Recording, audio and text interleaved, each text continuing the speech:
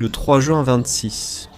Vladimir Poutine se prépare à accueillir personnellement des représentants d'entreprises et des hauts dirigeants du monde entier à l'un des événements annuels les plus importants de la Russie, le Forum économique international de Saint-Pétersbourg. Mais une nuée de véhicules aériens sans pilote ukrainiens, des drones, est en route pour gâcher la fête. Nous ne sommes plus qu'à quelques heures de l'ouverture de l'événement à Saint-Pétersbourg, la deuxième plus grande ville de Russie, après plus de 4 ans d'une guerre acharnée avec l'Ukraine. Le Forum économique international de cette année ne sera pas aussi grandiose que les éditions précédentes, mais il reste une date clé sur le calendrier russe.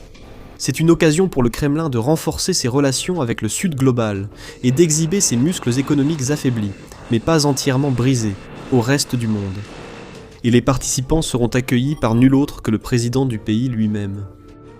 Cependant, Vladimir Poutine ne se doute pas que l'événement 26 restera dans l'histoire comme un symbole. Non pas de la force russe et de sa capacité de projection de puissance, mais d'une humiliation abjecte. À plus de 1000 km de là, à l'intérieur du territoire ukrainien, les pilotes et les équipes d'opération surveillent leurs écrans alors que leurs drones d'attaque s'approchent de leurs cibles. Prêts à faire pleuvoir le feu sur certaines des infrastructures économiques et militaires les plus importantes de la Russie, Poutine pense qu'il est en sécurité à Saint-Pétersbourg. Il pense que c'est assez loin du front pour éviter les effets directs de sa guerre contre l'Ukraine. Il est sur le point de découvrir à quel point il se trompe. À ce stade du conflit Russie-Ukraine, la tendance s'est spectaculairement inversée. Ce qui avait commencé comme une marche présumée vers une victoire facile pour la Russie en 22, s'est rapidement transformé en un conflit d'usure acharné. Kiev s'est révélé un adversaire bien plus coriace que ce que le Kremlin avait imaginé. Au fil des années, l'élan de la Russie s'est lentement mais sûrement estompé. Tandis que son adversaire, renforcé par une industrie de défense nationale en plein essor et un soutien énorme de ses alliés à travers le monde occidental, devenait plus fort. Et en mai 26, c'était l'Ukraine, et non la Russie, qui était en position de force. Il ne s'agissait pas seulement d'infliger à la Russie plus de pertes qu'elle ne pouvait supporter, ni simplement de retarder les assauts ennemis ou de reprendre des poches de territoire perdus. Elle orchestrait aussi une campagne de frappe en profondeur de plus en plus dévastatrice et efficace contre des cibles dans les territoires occupés et au-delà. Chaque semaine, de nouveaux rapports évoquaient l'Ukraine, détruisant des actifs ennemis, dont de grandes raffineries russes, des dépôts de munitions, des bases aériennes et des systèmes de défense. Et à chaque nouvelle attaque, la paranoïa montait au sein du Kremlin, au point que Poutine a commencé à se cacher dans des bunkers souterrains, craignant pour sa vie, et a failli annuler son célèbre défilé du jour de la victoire sur la place rouge de Moscou. Finalement, l'événement a bien eu lieu, mais de façon beaucoup plus réduite, avec le président ukrainien Volodymyr Zelensky, signant avec humour un faux décret, et promettant de ne pas gâcher la journée spéciale de Poutine avec ses drones et missiles. Mais cela ne signifiait pas que l'Ukraine allait relâcher la pression. Ailleurs, ses forces poursuivaient la destruction d'infrastructures, ramenant la guerre parmi la population russe, et en jurant d'augmenter la fréquence et l'intensité de ces attaques. Jusqu'à ce qu'un accord de paix acceptable soit conclu au début du mois de juin, Poutine semblait n'être plus que l'ombre de lui-même, et il misait sur le Forum économique international, connu parmi les économistes comme le Davos russe, pour enfin retrouver un peu de sa fierté et de sa dignité. Son prestige était en jeu alors qu'il s'apprêtait à recevoir des dignitaires, milliardaires et délégations d'entreprises, notamment d'Arabie Saoudite. C'était pour lui l'occasion de remettre les choses sur les rails, au moins en partie. C'était une occasion de diffuser son récit, non seulement dans les rues de Moscou, mais aussi à l'échelle internationale, pour prouver que l'économie de guerre russe n'était ni aussi faible ni aussi à bout de souffle que l'affirmait l'Occident, que ses sanctions ne fonctionnaient pas, et que la guerre se déroulait exactement comme prévu. Pour l'Ukraine, cependant, c'était aussi une opportunité, une occasion d'enfoncer le clou de son avantage, une chance de montrer sa puissance militaire à un public plus large et bien plus diversifié que d'habitude. S'il pouvait frapper Saint-Pétersbourg, au moment même où la grande fête économique de Poutine devait commencer, Kiev pourrait montrer au monde entier à quel point la Russie était réellement faible, sapant chaque mot du discours préparé de Poutine. Il était hors de question que l'Ukraine laisse passer cette occasion. Des équipes du service de sécurité d'Ukraine, des forces des systèmes sans pilote, des forces des opérations spéciales, du renseignement de la défense d'Ukraine et du service national des gardes frontières d'Ukraine se sont réunis pour préparer une attaque qui ferait trembler le monde entier. Une frappe directe non pas sur un, ni deux, mais sur 3 points névralgiques des infrastructures critiques de la Russie. Le tout en une seule journée, le 3 juin. Le calme paisible du petit matin dans le ciel de Saint-Pétersbourg a été brisé par le bourdonnement sourd des drones ukrainiens. Pour une mission comme celle-ci, une mission qui devait absolument réussir, Kiev ne pouvait pas se permettre d'utiliser autre chose que ses meilleurs atouts.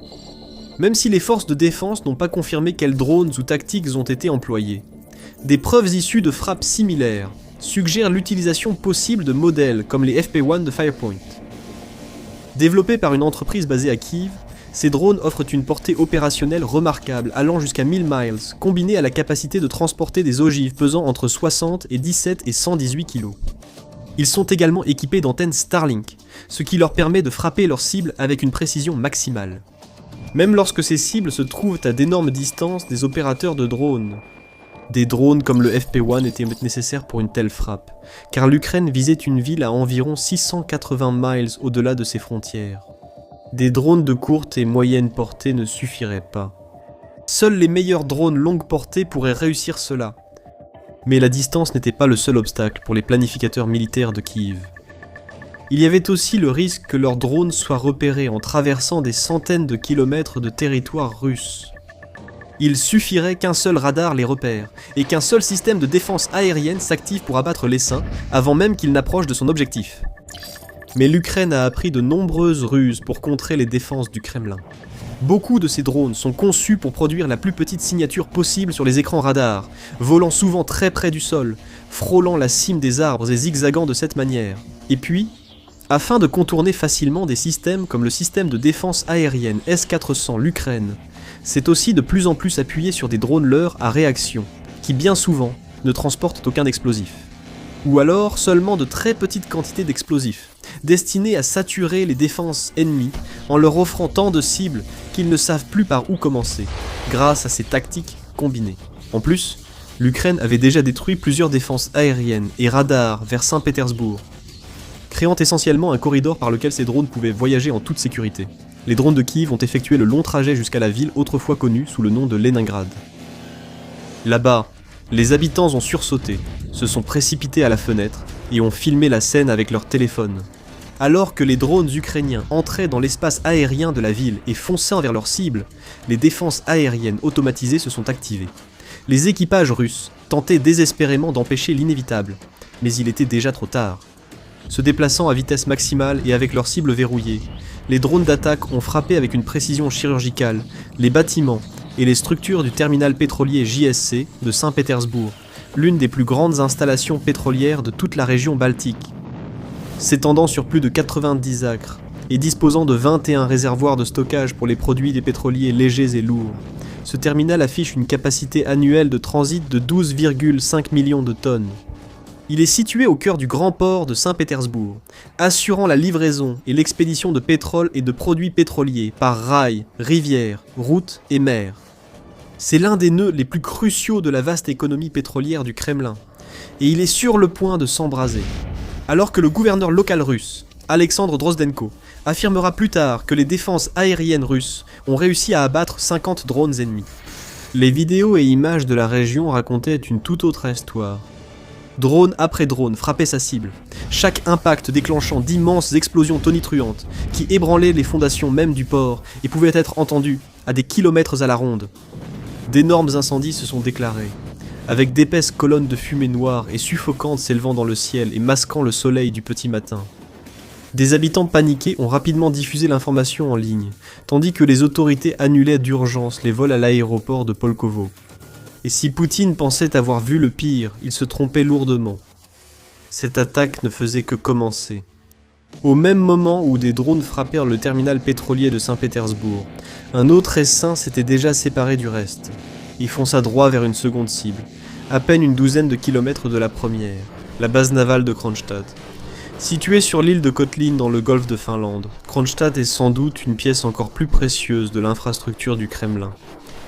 Pendant des années, Kronstadt a servi de base à la 3e division sous-marine séparée du Kremlin et à la 105e brigade de navires, en tant que centre clé de réparation, d'entretien et de logistique de la flotte russe de la Baltique.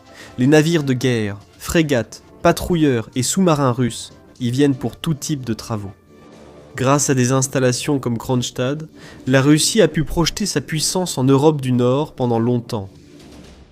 Pendant toute cette période, cette base navale a longtemps été considérée comme une forteresse imprenable, solidement protégée par un vaste réseau d'artillerie navale, de batteries de missiles solaires et d'autres couches défensives.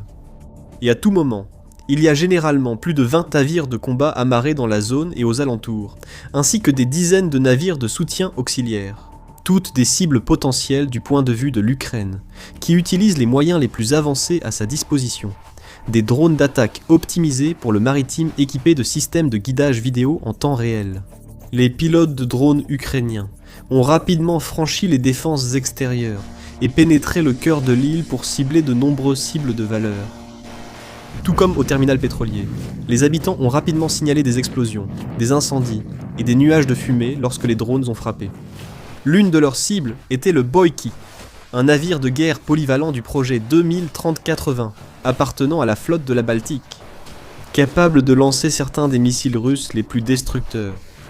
Ce navire serait entré en service en 2013 et a été conçu pour mener une gamme de missions, y compris des opérations de défense côtière, des frappes contre des navires et des sous-marins, ainsi que la défense aérienne.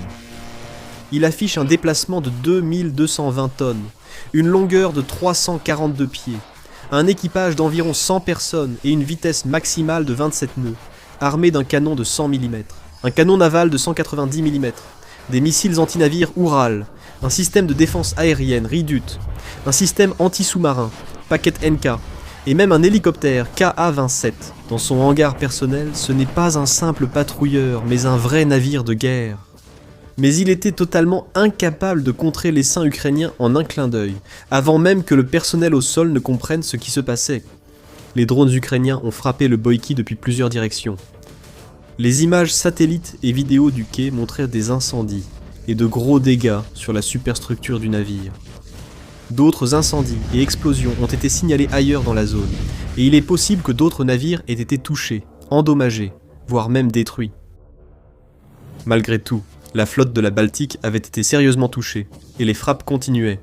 Alors que la côte baltique était en feu, un autre élément de l'essaim de frappe en profondeur ukrainien frappait l'intérieur de la Russie. À environ 600 km des lignes de front, dans la région de Tambov, se trouve la ville de Michourinsk. Cette ville semble anodine sur la carte, mais elle abrite l'usine de défense Progress, une vaste installation industrielle et sécurisée, qui fabrique des composants essentiels au fonctionnement de la machine de guerre du Kremlin. Selon la base de données du GUR sur la guerre et les sanctions, c'est ici que la Russie fabrique les aides à la navigation et les instruments géodésiques, permettant à ses missiles de viser avec précision. De manière cruciale, elle fournit les capteurs MP-95 qui sont essentiels pour les missiles de croisière aéroportés KH-1, ainsi que les GMS-01, des moteurs gyroscopiques, utilisés dans les missiles guidés KH-59M2 et KH-59M2A. Les défenses aériennes russes dépendent aussi de l'usine Progress. Elle fabrique des moteurs électriques et des gyroscopes utilisés dans le système de défense Pantsir S-1, donc c'est un site exceptionnellement important pour l'armée russe. C'est uniquement grâce à des usines comme celle-ci que le pays peut continuer à produire des missiles en si grande quantité et les utiliser pour bombarder des villes, des sites militaires et des infrastructures civiles. Partout à travers Kiev, depuis les lignes de front jusqu'à Kiev même et au-delà, ce sont ces moteurs qui alimentent la capacité de projection de puissance de la Russie. Mais l'une de ces pièces vitales a été effectivement rayée de la carte le matin du 3 juin, tout comme il l'avait fait. Des drones ont survolé Tambov dans la région de Saint-Pétersbourg, contournant les défenses russes avant de frapper l'usine Progress. Les habitants ont décrit des explosions assez fortes pour arracher les toits des ateliers et des incendies menaçant de détruire une grande partie du site. Des images issues de sources ouvertes et des vidéos de témoins ont montré d'épaisses colonnes de fumée émanant du complexe en feu. Et tandis que les responsables russes suivaient à leur schéma habituel en tentant de minimiser l'incident et d'affirmer que seuls des dégâts minimes avaient été subis, les images racontaient une toute autre histoire. Une histoire de destruction massive, reproduisant les impacts sur le terminal pétrolier, la base navale et des dizaines d'autres cibles frappées par les drones ukrainiens ces dernières semaines et mois. Le 3 juin, le lever du soleil a révélé des scènes de carnage dans la région russe.